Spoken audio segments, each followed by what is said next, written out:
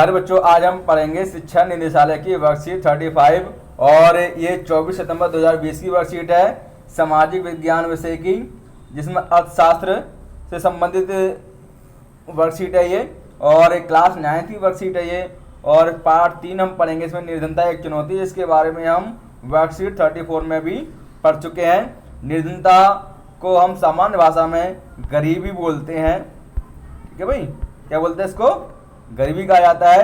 तो हमारे देश में निर्धनता एक बहुत बड़ी चुनौती है। निर्धनता क्या है, गरीबी क्या है, एक बहुत बड़ी समस्या है, बहुत बड़ी चुनौती है हमारे देश में लगभग 21% आबादी निर्धनता रेखा से नीचे जीवन यापन कर रही है।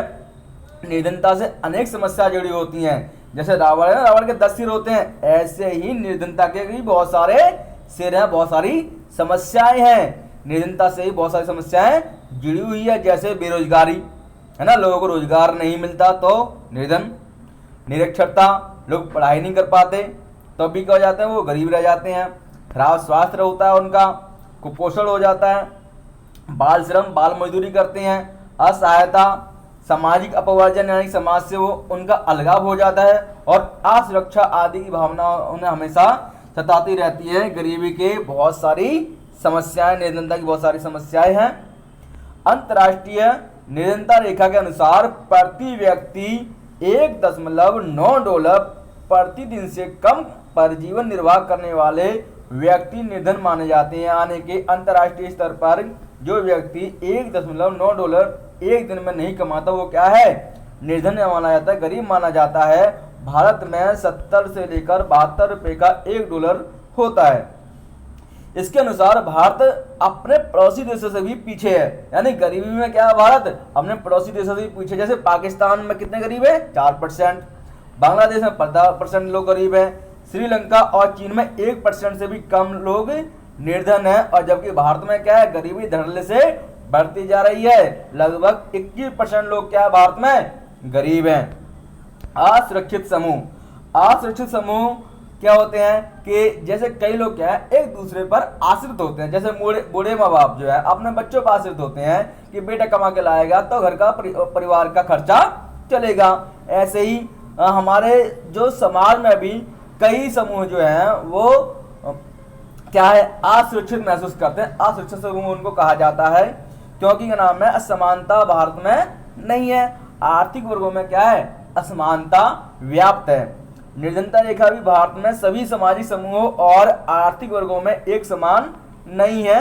अनुसूचित जाति और अनुसूचित जनजाति के परिवार, ग्रामीण भूमिहीन कृषि श्रमिक परिवार और नगरीय अनियमित मजदूर परिवार निर्धनता के प्रति सर्वाधिक असुरक्षित हैं। यानी कि जो अनियमित मजदूर हैं, जिनको महीने की सैलरी नहीं मिलती है बल्कि प्रतिदिन का वेतन मिलता है और डेली रोजगार भी इनको नहीं मिलता, उनके हमेशा क्या है, असुरक्षा की भावना सताती रहती है। ऐसे समाज के कई सारे वर्ग हैं, जैसे अनुसूचित जनजाति है या अनुसूचित जाति के लोग हैं, वे क्या हैं, वे भी असुरक्षा की भावना उनको भी सताती रहती है।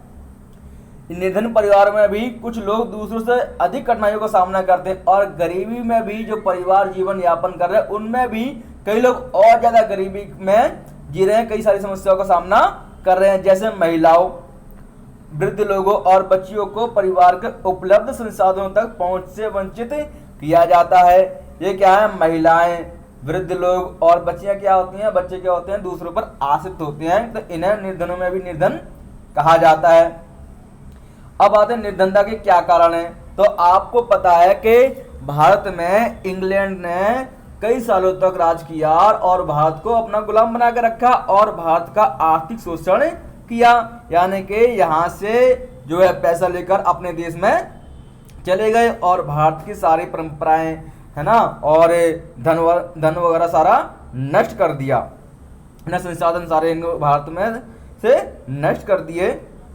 तो निर्धनता के क्या कारण है, ब्रिटिश औपनिवेशिक शासन द्वारा आर्थिक शोषण भारत में निर्धनता का ऐतिहासिक कारण है, जिसमें पारंपरिक हस्तशिल्पकारी को नष्ट कर दिया गया और उद्योगों के विकास को हतोत्साहित किया गया। यानी कि जो हाथ से कारीगरी करते थे उस हस्तशिल्पकारी को नष्ट कर दिया भारत में अंग्रेजों ने और उद्योगों को भी बढ़ावा नहीं दिया गया, उद्योगों को भी नुकसान पहुंचाने की कोशिश की गई।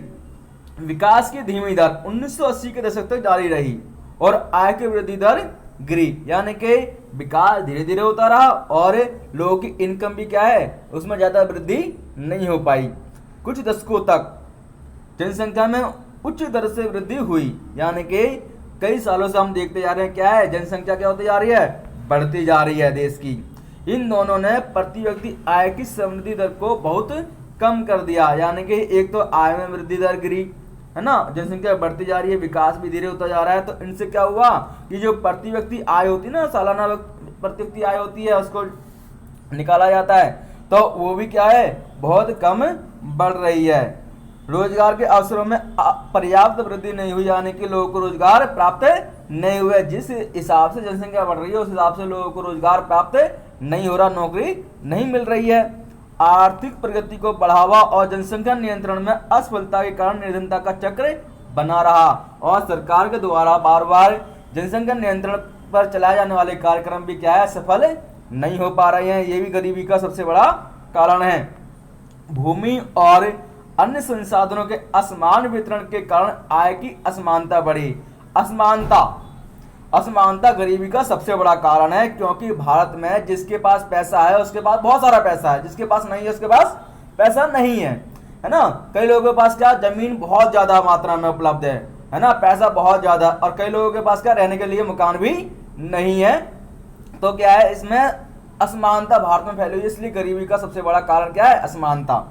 भारत में लोग सामाजिक दायित्वों और धार्मिक अनुष्ठानों में आयोजन में बहुत पैसा खर्च करते हैं। जब भारत में लोग किसी अपने परिवार में किसी की शादी करते हैं या कोई धार्मिक अनुष्ठान करते हैं तो उसमें बहुत ज्यादा पैसा खर्च करते हैं। क्या करने के लिए, दिखावा करने के लिए कि हमारे पास इतना पैसा है। और गरीब लोग भी उधार लेकर के नाम है उसमें पैसा खर्च करते हैं धार्मिक अनुष्ठानों में या अपने सामाजिक दायित्वों में, विवाह शादी में, पार्टी में, है ना, नामकरण में, बच्चों के है ना जन्मदिन की पार्टियों में इतना पैसा खर्च करते हैं, उधार लेकर खर्च करते हैं, है ना। तो ये भी गरीबी का सबसे बड़ा कारण है।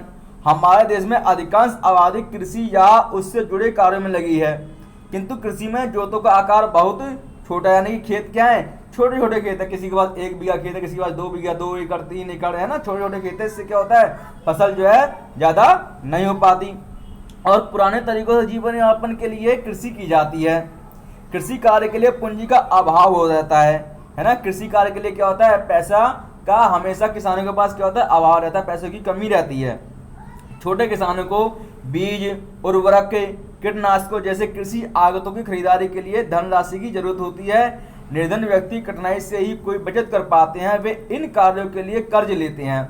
और किसान तो छोटे किसानों को बीज, उर्वरक, कीटनाशकों जैसे कृषि आगतों के लिए क्या करना पड़ता है उधार लेना पड़ता है। साहूकार से उधार लेते हैं जैसे, या बैंक से उधार लेते हैं, तो क्या होता है वो अपना जो उधार है वो चुका नहीं पाते, तो क्या होता है कर्ज के जाल में वो फंसते जाते हैं, ऋणग्रस्त हो जाते हैं। वे जो गरीब होते हैं वो और ज्यादा गरीब होते जाते हैं। जैसे क्या हुआ इस साल किसान ने 10,000 रुपये उधार लिए, है ना, और वो चुका नहीं पाया, तो अगले साल फिर 10,000 रुपये उधार लिए ना, उसका फिर 10,000 रुपये उधार लिए, चुका नहीं पाया, तो क्या होता है वो गरीबी के जाल में फंसता जाता है और ज्यादा निर्धन होता जाता। क्या होता है कि आने वाले समय में उसको अपनी खेती जो है जमीन बेचनी पड़ती है।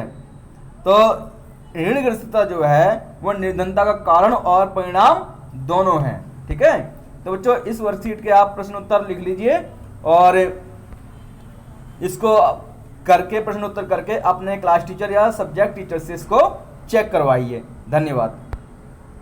तो बच्चों वर्कशीट 35 का पहला प्रश्न है, पड़ोसी देशों की तुलना में भारत में निर्धनता का अनुपात अधिक है, इसके क्या कारण हैं। तो क्या कारण है इसके, पिछले कुछ दशकों में जनसंख्या में उच्च दर से वृद्धि हुई है और आय की वृद्धि दर गिरी, यानी कि जनसंख्या तो बढ़ती गई है जबकि आय उसके अनुसार नहीं बढ़ी है। इन दोनों ने प्रति व्यक्ति आय की समृद्धि दर को कम कर दिया है और रोजगार के अवसरों में पर्याप्त वृद्धि नहीं हुई और रोजगार के अवसर भी नहीं मिले, लोगों को रोजगार भी, नौकरी भी नहीं मिली है। आर्थिक प्रगति को बढ़ावा और जनसंख्या नियंत्रण में असफलता के कारण भारत में निर्धनता बाकी देशों के मुकाबले ज्यादा है। प्रश्न नंबर 2 है, असुरक्षित समूह किन्हें माना जाता है।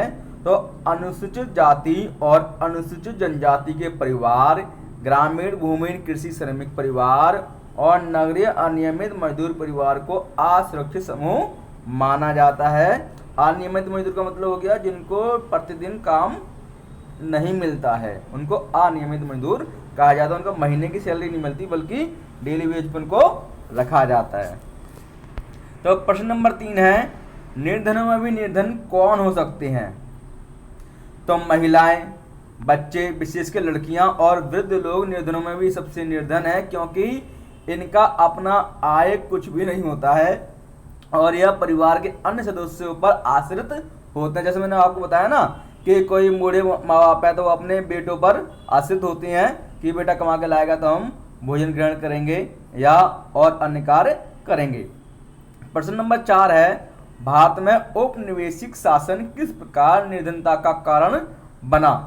तो भारत में क्या हुआ कि ब्रिटिश औपनिवेशिक शासन द्वारा आर्थिक शोषण भारत में निर्धनता का ऐतिहासिक कारण बना, जिसमें पारंपरिक हस्तशिल्पकारी को नष्ट कर दिया गया और उद्योग के विकास को हतोत्साहित कर दिया गया, यानी कि उद्योग को बढ़ावा नहीं दिया गया और हाथों से जो कार्य किया जाता था, शिल्पकारी की जाती थी, चित्रकारी की जाती थी या अन्य उपकरण बनाए जाते थे, उनको क्या कर दिया गया? धीरे धीरे नष्ट कर दिया गया। भारत में 5वां प्रश्न है, भारत में निर्धनता के विभिन्न कारण कौन कौन से हैं? तो सबसे पहला कारण तो क्या है? बढ़ती हुई जनसंख्या। दूसरा, निरक्षरता, यानी कि लोग अनपढ़ रह जाते हैं, पढ़ नहीं पाते, तो ये भी गरीबी का सबसे बड़ा कारण है। तीसरा है, ग्रामीण क्षेत्रों में वैकल्पिक व्यवसाय ना होना। गांव में क्या है, हमेशा लोग क्या करते रहते हैं? कृषि करते हैं बस, और कोई व्यवसाय उनके पास होता ही नहीं है। तो इस वजह से क्या नाम है, वे गरीब के गरीबी रह जाते हैं और कोई उनके पास व्यवसाय नहीं होता। बेकारी या बेरोजगारी, यानी कि बेरोजगार लोगों को नौकरी नहीं मिलती, तो ये भी गरीबी का कारण है। 5वां है, गरीबी कम करने के विभिन्न कार्यक्रमों का पूरा कारगर न होना, यानी कि भारत सरकार जो भी गरीबी को दूर करने के लिए कार्यक्रम अपनाती है वो क्या होता है, वो पूरी तरीके से सफल नहीं हो पाते। ये भी निर्धनता का सबसे बड़ा कारण है। तो आप इन क्वेश्चन के आंसर जो है डिटेल में लिखोगे और अपने क्लास टीचर से या सब्जेक्ट टीचर से चेक कराओगे और वीडियो को लाइक कर दीजिए, वीडियो को लाइक कर दीजिए और शेयर कर दीजिए और नीचे कमेंट बॉक्स में अपना नाम लिख दीजिए। धन्यवाद।